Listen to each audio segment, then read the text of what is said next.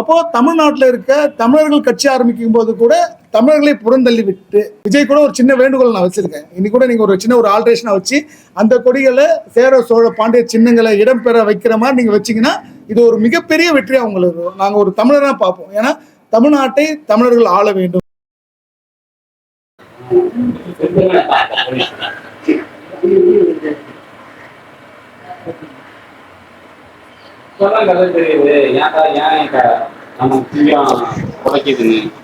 படிக்க போகுது புலின்னு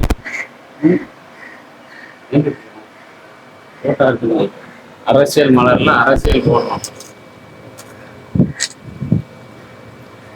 இப்படி தமிழ்நாட்டுக்கு ஏத்த கொடியா இருக்கு.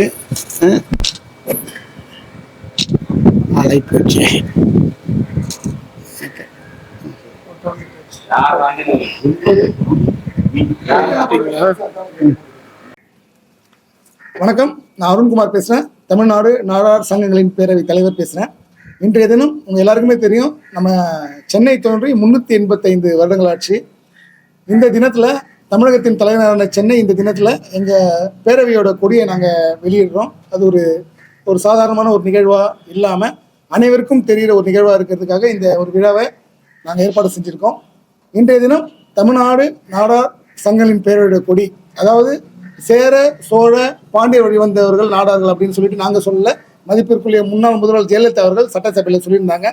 அதை வலியுறுத்தும் விதமாக எங்களோட கொடியில அந்த 3 லட்சணையும் இடம்பெற்றிருக்கு.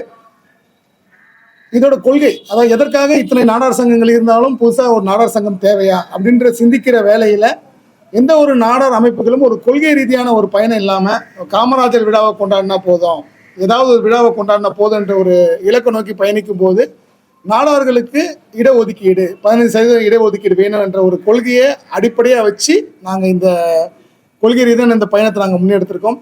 எப்படி ராமதாஸ் அவர்கள் ஒரு மிகப்பெரிய விஷயமா அவருடைய மக்களுக்கு ஒரு இடஒதுக்கீட்டை பெற்றுக் கொடுத்தாரோ, என்னதான் நம்ம அவர் மீது ஒரு மிகப்பெரிய ஒரு கருத்து வேறுபாடுகள் எல்லாருக்கும் இருந்தாலும் அவருக்கு விமர்சிச்சாலும் அவர் சார்ந்த அந்த வன்னிய மக்களுக்கு அவரை போன்ற ஒரு நன்மைகளை யாருமே செஞ்சதில்லை. இன்னைக்கு எத்தனையோ வன்னியர்கள் இடஒதுக்கீட்டில் படித்து அடுத்த கட்டத்துக்கு போயிருக்காங்கன்னா அது ராமதாஸ் அவர்களோட ஒரு மிகப்பெரிய ஒரு வெற்றியாக தான் நாங்கள் பார்க்குறோம். அதே போல தமிழ்நாடு நாடார் சங்கங்களின் பேரே ஒரு மிகப்பெரிய ஒரு விஷயமா இடஒதுக்கீட்டை கண்டிப்பாக பெற்றுத்தரோம் அப்படின்ற ஒரு விஷயத்தை நோக்கி நாங்கள் பயணிக்க போகிறோம். தமிழ்நாட்டில் இருக்க ஏறக்குறைய ஒரு 1 கோடி நாடார்கள் இருக்காங்க. அத்தனை நாடார்களுக்கும் ஒரு இடஒதுக்கீடு நாங்கள் பெற்றுத்தரணும். ஆனால் எல்லாருமே என்ன சொல்லுவாங்கன்னா, நாடார்களுக்கு இடஒதுக்கீடு வேணாம். இந்த கருத்து கூட எனக்கு கூட இருந்தது. ஏன்னா அவங்க அவர்கள் சுய தொழில் செய்து சம்பாதிக்கிறாங்க, அவங்க ஏன் இடஒதுக்கீடு வேணும் அப்படின்ற ஒரு விஷயத்த நானே கூட நான் பேசியிருக்கேன். ஆனால் இன்னைக்கு காலகட்டத்தில் வணிகம் எந்த அளவுக்கு நலிஞ்சிருக்கு உங்களுக்கு எல்லாருமே தெரியும். அதாவது வணிகத்திலிருந்து முற்றிலுமாக நாடார் சமூகம் வெளியேற்றப்படுது. கார்பரேட்கள் உள்ள வராங்க, அதுக்கு அரசு அனுமதிக்குது. அப்போ இடஒதுக்கீடு மட்டும்தான் அவர்களுக்கான அந்த ஒரு வலிமையை பெற்றுத்தரும். ஏன்னா இனி வரும் காலகட்டங்களில் நம்ம என்னதான் சாதி இல்லை மதம் இல்லைன்னு பேசினாலும் அரசாங்கம் தான் சாதியை ஊக்குவிக்கிறது. சாதியை பேஸ் பண்ணி தான் எல்லாமே இருக்கு. நம்ம என்னதான் பொது தளங்களில் பேசினாலும் எல்லாரும் கத்துனாலுமே யாரெல்லாம் கத்துறாங்களோ அவங்கெல்லாம் விவரமா அவங்க சாதி பெண்ணை கல்யாணம் பண்ணிக்கிறாங்க. யாரெல்லாம் சாதி இல்லைன்னு சொல்லிட்டு பேசுறாங்களோ அவர்கள்லாம் அவங்க குடும்பத்தில் அவங்க சாதி பெண்ணை திருமணம் பண்ணிக்கிறது எல்லாம் சரியா இருக்காங்க. அதனால சாதி இல்லாமல் தமிழகம் இல்லை, அது மாற்று கருத்தே கிடையாது. வேற்றுமையில் ஒற்றுமை, அதாவது பிற சாதி நட்பு சுயசாதி பற்று. நாங்கள் யாருக்கும் அடிமை கிடையாது, யாரும் எங்களுக்கு அடிமை கிடையாது. அதுதான் எங்களுடைய ஒரு லோகோ. அதை வச்சு தான் நாங்கள் ப்ரொமோட் பண்ணுறோம். அதே போல் தமிழர்கள் சொல்லிக்கிறதுல நிறைய பேர் இன்னைக்கு அசிங்கப்படுறாங்க. இன்னைக்கு அன்பு நண்பர் விஜய் கூட இன்னைக்கு கட்சி ஆரம்பிச்சிருக்காங்க. அவரோட கொடியை இன்னைக்கு வெளியேற்றிருக்காங்க, எல்லாருக்குமே தெரியும். அந்த கொடியில கூட நம்மளுடைய தமிழ்நாட்டு சின்னம் கிடையாது. அதாவது இன்னைக்கு 385வது நாள் மெட்ராஸ் டே. நம்மளுடைய அந்த சென்னை மாநகராட்சி கொடி என்னன்னு உங்களுக்கு எல்லாருக்குமே தெரியுமா? சென்னை மாநகராட்சி கொடியில கூட சேர சோழ பாண்டியர்கள சின்னம் இருக்கும். ஆனா அந்த சின்னத்தை கூட அரசு இதரும் ப்ரொமோட் பண்ணியிருக்கா. திராவிட அரசுகள் மாப்போசி கொடுத்த சின்னம், ராஜாஜி அவரோட வேண்டுகோளை ஏற்று சென்னை மாநகராட்சிக்கு ஒரு கொடி வேணும்னு சொல்லிட்டு மதிப்பிற்குரிய மாப்போசி அவர்கள் கொடுத்த சின்னம் தான் அந்த சின்னம். அது சென்னை மாநகராட்சி கட்டடத்தை தவிர எந்த ஒரு மாநகராட்சி அலுவலகத்திலுமே அது இருக்காரு. அந்த அளவுக்கு தமிழர்களை புறக்கணிக்கணும் அப்படின்னு திட்டமிட்டு செயல்படுறாங்க.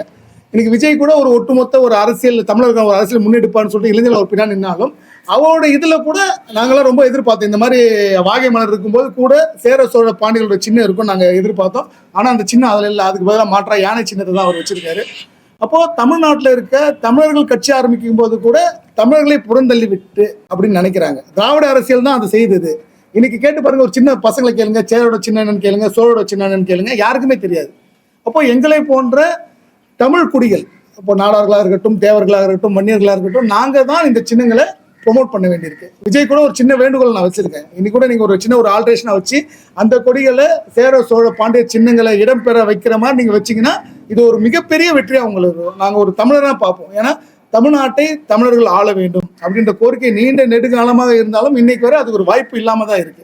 ஒரு மிகப்பெரிய ஆதிக்க சக்தியா கருணாநிதி இருந்தார்கள், ஜெயலலிதா இருந்தார்கள், எம்ஜிஆர் இருந்தார்கள், அவர் அத்தனை பேர் இருந்தார்களும் ஒரு தமிழர்கள் ஆதிக்கமாய் ஆள வேண்டும். இப்போ ஓபிஎஸ் ஆண்டாலும் சரி, எடப்பாடி ஆண்டாலும் சரி, அவங்க வந்து ஒரு ஆதிக்கத்துக்கு கீழே தான் தமிழ்நாட்டை ஆண்டாங்களே தவிர ஒரு தமிழர்கள் ஆண்டல. அதெல்லாம் ஒரு இலக்கா வச்சு ஒட்டுமொத்தமாக இந்த தமிழ் சமூகத்தை ஒருங்கிணைக்கும் ஒரு விதமாக இந்த மாதிரி ஒரு விஷயங்கள் தமிழ்நாட்டை ஒட்டுமொத்தமா நம்ம ஆள நினைக்கின்ற விஜய் கூட அந்த தமிழ் சின்னங்களை புறக்கணிக்கிறாங்க. இதை ஊடகங்களுக்கு எடுத்து சொல்லணுன்றதுக்காக தான், இல்லைன்னா ஒரு எளிமையா ஒரு விஷயமா நம்ம பண்ண வேண்டிய விஷயத்த ஊடகங்கள் கொண்டு போய் சேர்க்கணும்.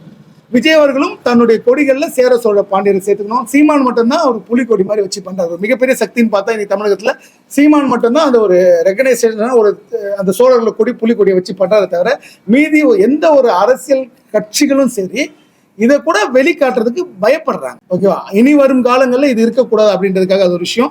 அடுத்த ஒரு விஷயமா இந்த முளைவரி உங்க எல்லாருக்குமே தெரியும். அது எதற்காக ஏற்படுத்தப்பட்டது, அதற்கும் நாடார்களுக்கும் என்ன சம்பந்தம் கூட தெரியாம நாடார் பெண்களை தொடர்ந்து இழிவுபடுத்தும் விதமாக இந்த விஷயங்களை பண்ணிட்டு இருக்காங்க. அது குறித்து ஒரு 2 நாள் கழிச்சு ஒரு விரிவான ஒரு செய்தியாளர் சந்திப்பு வைக்கிறோம். எதுக்காக இந்த காலத்துல நாடார் சங்கம்ன்றதுக்காக இந்த கேள்வி. நான் ஒரு வியாபார சங்கத்துல ஒரு ஒருங்கிணைப்பாளர் இருந்தாலும் சில ஒரு தமிழ் குடிகளை வெளியில இருந்து வந்தவங்க அசிங்கப்படுத்தக்கூடாது. தமிழ்நாட்டில் கட்சி ஆரம்பிக்கிறவங்க கூட தமிழர்களை ரெகனைஸ் பண்றது இல்லை, நம்ம சேர சோழ பாண்டிகளை ரெகனைஸ் பண்றது இல்லை. ஆனால் நாங்கள் ரெகனைஸ் பண்ணுவோம். அதனால தான் எங்களோட கொடியில் நாங்கள் எங்களோட சின்னத்தை, நாங்கள் தமிழர்கள், நாங்கள் பூர்வீக தமிழர்கள், இந்தியராக இருந்தாலும் நாங்கள் தமிழர்கள் தான் எங்களுடைய அடையாளம். அந்த அடையாளத்தை கூட ஒழிக்க நினைக்கும் அரசுகளுக்கு இடையில இது போன்ற விஷயங்கள் நடந்தாலும் தமிழினம் மீட்கப்படுவதில் நாங்கள் ரொம்ப தெளிவாக இருக்கிறோம். அதற்காக தமிழ்நாடு நாடார் சங்கங்களின் பேரவை தொடர்ந்து பாடுபடும். அதே போல நாடார் தலைவர்கள் இழிவாக பேசுறாங்க. இப்போ பாண்டியன் கூட தமிழ்னு சொல்லிட்டு காமராஜரை நாயுடுன்னாரு. அதுக்கு எதிராக நாங்கள் ஒரு பத்திரிகையாளர் சந்திப்பு கூட வச்சிருந்தோம். ஆனால் அது ஒரு மிகப்பெரிய அளவில் இம்பேக்ட் ஆகலை. அதாவது ஒரு ஒட்டுமொத்த ஒரு சமூக சீர்திருத்தமாக இருந்த காமராஜரே ஒருத்தர் நாயுடுன்றாரு, தமிழின துரோகின்றாரு அப்படின்னும் போது எதை நோக்கி பயணப்படுறாங்க இந்த தமிழக அரசும் சரி, தமிழக மக்களும் சரி, அவர்கள் மீது கருத்து திணிப்பு நடக்குது. நீங்க தமிழர்கள்ன்றதை மறக்கடிக்கிற நினைப்புல கருத்து திணிப்பு நடக்குது. அந்த கருத்து திணிப்புகள்லாம் நாங்கள் தவிடுபடியாக்குவோம். கண்டிப்பா. வாழ்க சுதேசி வணிகம், வளர்க சுதேசி வணிகம், பிற சாதி நட்பு, சுயசாதி பற்று. நன்றி, வணக்கம்.